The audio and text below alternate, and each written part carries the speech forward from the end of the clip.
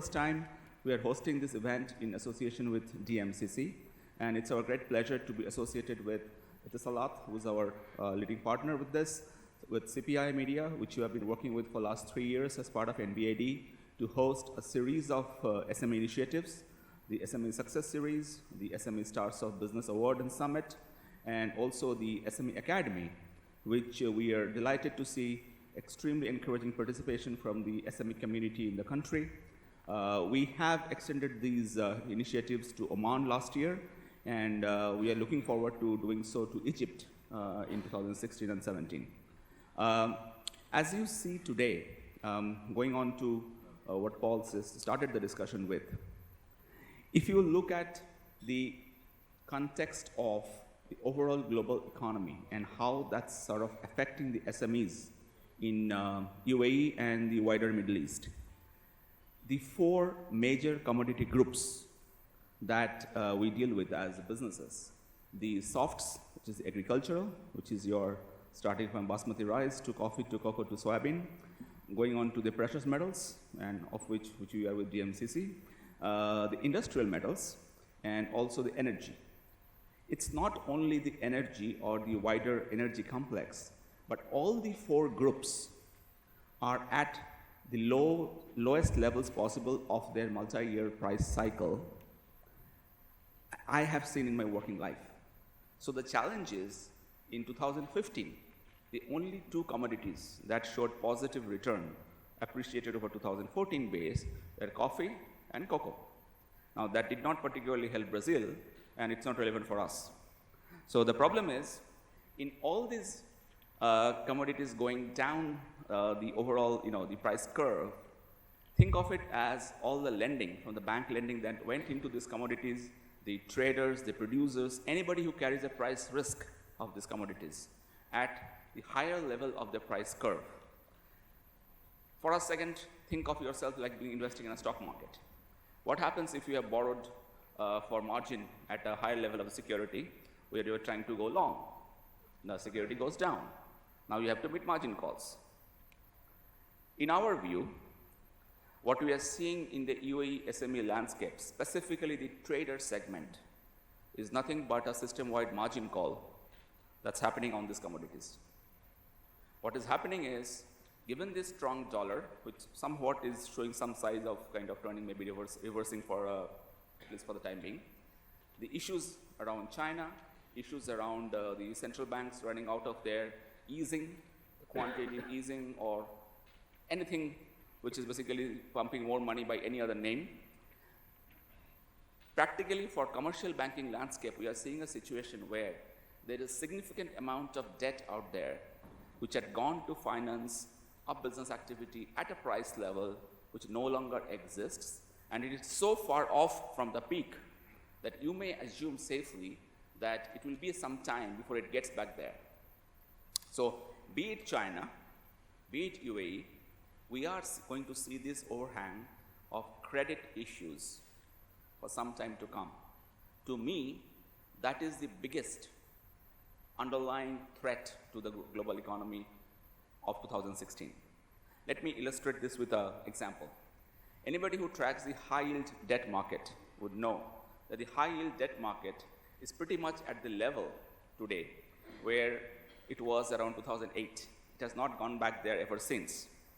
So, and if you look at also the volatility in the bonds, okay, the bond prices and the recent US Treasury auctions, it's essentially telling you there's a tremendous safe haven demand because all these, the loans in China, we do not know, are they going to ever come back, or they will have to be written off by state subsidies. On our multinational segment, we bank a company from China, which is 58th on Forbes list. This company deals in building materials, among other things. This company has, within China mainland, cement manufacturing capacity, which is sum total of Lafarge and Holcim and more. That is a tremendous amount of overcapacity in the commodity space. Now, those of you who are not familiar with the cement industry, Lafarge and Holcim being the 2 biggest producers of cement, and that is the core ingredient of construction.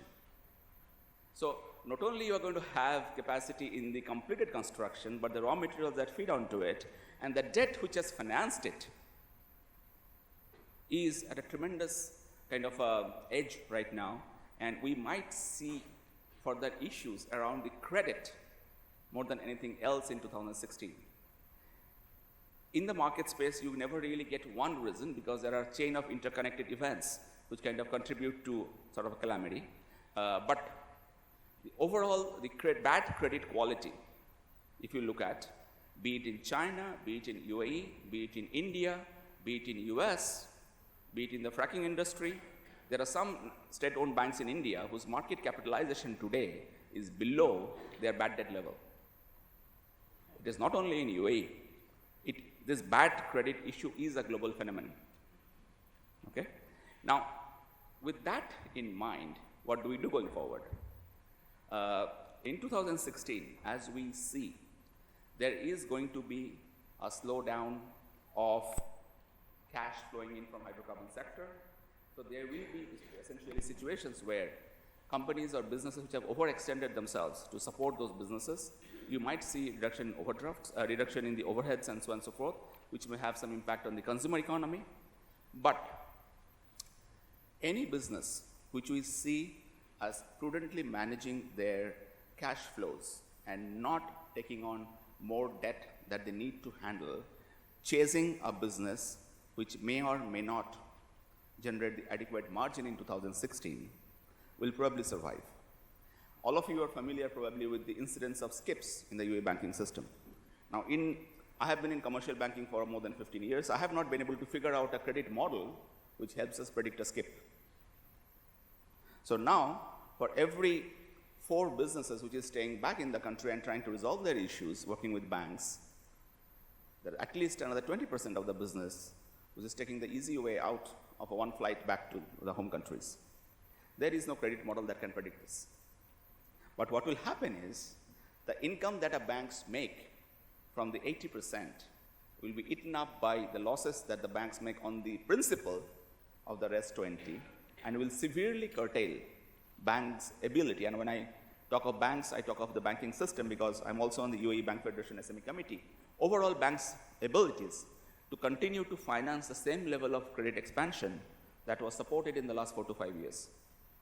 That is an unfortunate situation that we are facing in this market specifically, given several reasons, and I would not go into the details of those reasons right now, but long and short of it, I have also seen situations where 16 banks have come to a debt restructuring agreement, indemnifying the client against criminal prosecution of bounced checks if the client only agreed to come back to the country and resolve the situation, only to be followed by a criminal lawsuit from a trade creditor and the entire arrangement falling apart. This is not sustainable. This is not sustainable. So we would need to see some credible advancement towards the commercial insolvency and the debt restructuring framework in the country if we expect the banks to continue the lending the SME momentum the same way. It is not banks are not short of capital.